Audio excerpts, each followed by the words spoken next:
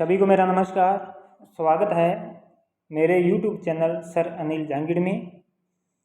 तो कल मैंने जो है टेलीग्राम चैनल पर ये स्टैटिस्टिक के जो एक टॉपिक है केंद्रीय प्रवृत्ति के माप, उनके क्वेश्चन डाले थे। एक हिसाब से टेस्ट ही था, तो उसी का आज मैं हल लेकर आया हूँ कि जो 8 प्रश्न मैंने भेजे थे उसको हम विस्तार पूर्वक यहाँ पे हम करने वाले हैं। कुछ एक अभ्यर्थियों ने शायद कर लिए होंगे और हो सकता है कुछ से नए हुए हों। तो चलिए शुरू करते हैं। तो सबसे पहला प्रश्न है, प्रश्न नंबर 1। किसी सम्मक श्रेणी का x बार यानी कि समांतर माध्य दिया है 5 और gm यानी कि गुणोत्तर माध्य जियोमेट्रिक मीन दिया है 5।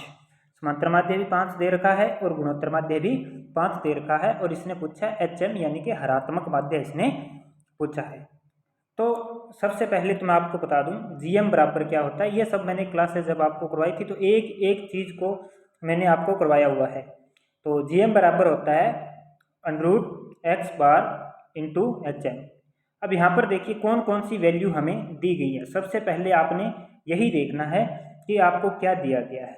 देखिए इसमें 3 मान हैं, एक तो gm है, एक x बार है, एक hm है, और हमें 2 मान इसमें से दिए हुए हैं। तीसरा हम आसानी से ज्ञात कर सकते हैं। जो वैल्यू दी गई है उसे उसकी जगह पर पुट कर दो।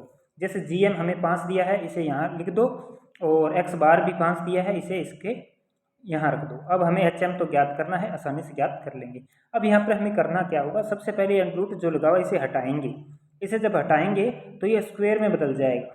ठीक है, ध्यान रखिएगा, जब अंडर को हटाते हैं, ठीक है, तो वो स्क्वायर में इधर बराबर से इधर आएगा तो स्क्वायर में बदल जाएगा। ठीक है, इसके बाद में अंदर वाली जो वैल्यू वैसे रहेगी 5 गुणा hm। अब 5 की स्क्वायर यानी कि 5 × 5, ठीक है, तो ये हो जाएगा 25।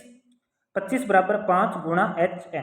ठीक है, अब यहाँ पर क्या करेंगे कि ये 5 इसके गुणा में है। ठीक है, अब बराबर से इसे इधर लेके आएंगे।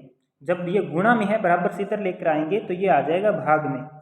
ठीक है, अब इस पे भाग देंगे 5 का, तो 5 5 होता है 25। तो hm की वैल्यू हमारी ऋणात्मक माध्य आ जाएगा 5। तो ए नंबर इसका जो हो जाएगा आंसर हो जाएगा। ठीक है, समझ में आ गया। इसके बाद में नेक्स्ट क्वेश्चन देखिए, बड़े अच्छे प्रश्न है। एग्जाम में अगर कोई प्रश्न इस टाइप से आता है तो आपका प्रश्न गलत नहीं होगा। तो देखिए दूसरा प्रश्न, यदि समांतर माध्य 20 और मध्य का 30 हो तो z का मान यानी कि बहुलक का आधा मान क्या होगा। बहुलक का आधा मान बताना है। पहले तो हमें यहाँ पर बहुलक का मान ज्ञात करना पड़ेगा। तो यहाँ पर आपको ये फॉर्मूला याद रखना है। ये डायरेक्ट एग्जाम में भी कई बार पूछा जाता है। जो इनका आपस में संबंध है ये भी मैंने क्लास में आपको करवाया हुआ है। तो z बराबर 3m - 2x बार, ये आपने याद रखना है, 3m - 2x बार। ठीक है, अब यहाँ पे हमें क्या करना है, हमें जो है वैल्यू दे रखी है x बार की। ठीक है, तो इसकी जगह इसकी वैल्यू रख दो। कितनी दे रखी है, 20। ठीक है, और मध्य का की वैल्यू दे रखी है 30, तो m की जगह इसकी वैल्यू रख दो 30। ठीक है, अब इन्हें अपने गुणा करेंगे तो 30 का 3 के साथ गुणा करेंगे तो 90 हो जाएगा, और 20 का 2 के साथ करेंगे तो 40 हो जाएगा। अब 90 में से 40 घटाएंगे तो बचेगा 50, जो कि हमारा बहुलक का मान है। लेकिन इसने बहुलक का आधा, तो 50 का आधा कर देंगे तो आ जाएगा 25। तो इसका बी नंबर जो है करेक्ट आंसर हो जाएगा। ठीक है, समझ में आया। इसके बाद में देखिए प्रश्न नंबर 3। तीसरा प्रश्न है, किसी श्रेणी के दूसरे चतुर्थक को क्या कहा जाता है। तो बड़ा इंपॉर्टेंट प्रश्न है। जो दूसरा चतुर्थक होता है उसे मध्यिका कहा जाता है। ध्यान रखिएगा, मध्यिका कहा जाता है। तो इसका डी नंबर हो जाएगा। इसके बाद में देखिए नेक्स्ट क्वेश्चन, क्वेश्चन नंबर 4। अखंडित श्रेणी में पद विचलन विधि से समांतर माध्य ज्ञात करने का सूत्र क्या है। तो देखिए जब हम अखंडित श्रेणी की बात करते हैं और बात आती है जब पद विचलन विधि की, देखिए पद विचलन विधि की जहाँ पर भी बात आए तो आपने ये आई ध्यान में रखना है, गुणा में आई यहाँ पर होगा। ठीक है, तो इसका बी नंबर जो है करेक्ट आंसर होगा, x बार बराबर a + सिग्मा fd बटे n गुणा आई। ठीक है, यहाँ पर हो सकता है आपको एफ भी मिले, पर कोई दिक्कत नहीं। इसके बाद में नेक्स्ट क्वेश्चन देखिए, सतत श्रेणी में प्रत्यक्ष विधि द्वारा समांतर माध्य ज्ञात करने का सूत्र। देखिए प्रत्यक्ष विधि में होता है आंकड़ों का योग बटे आंकड़ों की संख्या, यानी कि ये तो सबसे पहले अपने बात करते हैं तब लगता है, ठीक है। इसके बाद में सतत श्रेणी में क्या होता है, हमें एक्स और एफ की वैल्यू दी जाती है, ठीक है, और हम क्या करते हैं एफ और एक्स का मल्टीप्लाई करके गुणा करके अपने ये समांतर माध्य ज्ञात करते हैं। तो इसका ये ए नंबर जो है इसका हो जाएगा एक्स बार बराबर सिग्मा एफ एक्स बटे एन, ठीक है। एन यहाँ पर ये जो संख्याएं हैं ये रहती है इसमें यहाँ पे, ठीक है। इसके बाद में नेक्स्ट बड़ा इंपॉर्टेंट प्रश्न है कि यदि बहुलक व मध्यिका में अंतर 24 हो तो मध्यिका व समांतर माध्य में अंतर कितना होगा। बहुत इंपॉर्टेंट है, ध्यान से समझिएगा, काफ़ी अच्छा प्रश्न है, एग्जाम में इस तरीके का प्रश्न आ सकता है। तो यहाँ पर इसने दिया है बहुलक और मध्यिका का अंतर दे रखा है, बहुलक और मध्यिका का अंतर दे रखा है इसने 24, ठीक है। अब यहाँ पर हम क्या करेंगे कि जब फॉर्मूला मैंने बताया था कि z बराबर होता है 3m माइनस 2x, तो यहाँ पर ये जो बहुलक ये जो मध्यिका है ये माइनस का है, इसे हम इधर ले आएंगे तो ये हो जाएगा प्लस का, तो z बराबर क्या आ जाएगा 24 प्लस m, ठीक है, क्योंकि हमने z की वैल्यू इधर रखनी है, ठीक है। तो एक हिसाब से ये हमारा समीकरण नंबर 1 हो गया, जहाँ पर z की जो वैल्यू है 24 प्लस m है। अब ये जो हमारा मेन फॉर्मूला है इसके अंदर हम जो वैल्यू हमारे पास है उसका मान पुट कर देंगे, ठीक है। तो हमारे पास देखिए कि z की वैल्यू जो आई है वो आई है 24 प्लस m, ठीक है, और ये वैसे की वैसे। अब यहाँ पर क्या करेंगे, जो m है m को इधर ले जाएंगे, बराबर से इसे इधर ले जाएंगे। जब इसे बराबर से हम इधर लेके जाएंगे तो ये प्लस का है तो इधर आकर हो जाएगा ये माइनस का। अब यहाँ पर देखिए यहाँ पर तो 3m है और यहाँ पर 1m है, ये प्लस का है और ये माइनस का है, तो 3 बार m, यानी कि ये इस प्रकार हम कह सकते हैं कि 3 बार m है। जब इसमें से एक बार m घट जाएगा तो हमारे पास कितने m बचेंगे, हमारे पास बचेंगे 2m। अब माइनस 2x बार, ठीक है।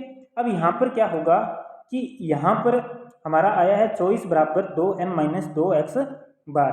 अब यहाँ पर 2 और 2 दोनों तरफ है 2, तो यहाँ पर 2 हमारा आ जाएगा कॉमन, ठीक है, और हमारे पास रहेगा m माइनस एक्स बार, ठीक है। अब इसने किसका अंतर पूछा था, मध्यिका और समांतर माध्य का अंतर पूछा था, तो ये हमारे पास रह रही है मध्यिका और समांतर माध्य, बीच में माइनस है, इसका मतलब अंतर आएगा, ठीक है। अब ये गुणा में है 2, इसको भाग में ले जाएंगे, ठीक है, ये गुणा में इधर आके हो जाएगा 24 के भाग में आ जाएगा, तो 2 का इस पर भाग देंगे तो हमारा आंसर निकल के आएगा 12। तो जो समांतर माध्य और ये जो मध्यिका और समांतर माध्य में अंतर है वो होगा 12, डी नंबर जो है इसका करेक्ट आंसर होगा। इसके बाद में अगला प्रश्न देखिए, समांतर माध्य 80 है और ये मूल्य दिए गए हैं 40, 50, x, 90, 20, तो x बार क्या होगा। यहाँ पर देखिए x बार बराबर सिग्मा f बटे n, यानी कि आंकड़ों का योग बटे आंकड़ों की संख्या, हम इस प्रकार भी इसे बोल सकते हैं। तो x बार की वैल्यू उसने दे रखी है 80, समांतर माध्य दे रखा है उसने 80। अब यहाँ पे सिग्मा f यानी कि इनका जोड़ करेंगे, 40, 50, x, 90, 20 सबका जोड़ कर देंगे, ठीक है। इनका जोड़ करने पर आता है 200 प्लस x का x रह जाएगा यहाँ पर। अब हम ऐसे क्रॉस मल्टीप्लाई करेंगे, ठीक है, क्रॉस मल्टीप्लाई करेंगे, 80 का 5 से गुणा करेंगे, ठीक है, और 200 प्लस x का 1 से करेंगे, तो ये तो सेम ही रहेगा, इस पर कोई चेंज नहीं आएगा, ठीक है।